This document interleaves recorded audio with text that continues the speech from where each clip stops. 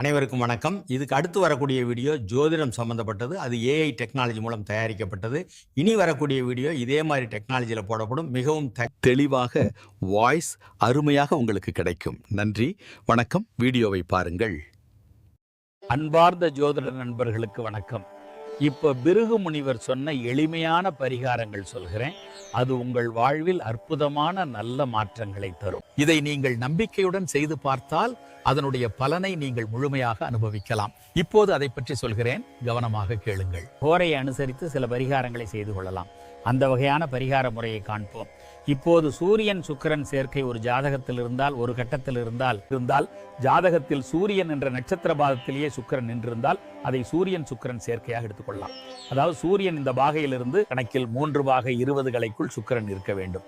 இந்த செயற்கை ஆண் பெண் இருபாலருக்கும் புத்திரதோஷத்தை ஏற்படுத்தும். இதற்கு பரிகாரமாக பிரதி ஞாயிற்றுக்கிழமை சூரிய ஹோரையில் மகாலட்சுமி வழிபட்டு வர புத்திரதோஷம் நீங்கும், அல்லது வெள்ளிக்கிழமை சுக்கிரஹோரையில் சிவனை வழிபட்டு வரவும்.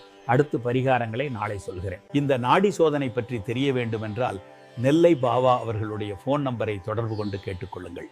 வணக்கம், நன்றி.